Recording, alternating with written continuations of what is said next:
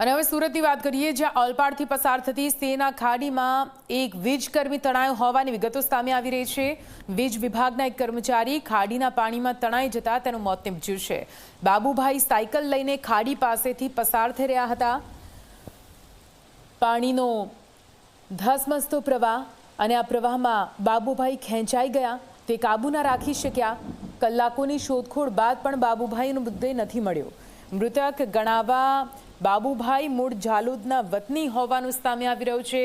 વીજ વિભાગમાં senior clerk હતા બાબુભાઈ।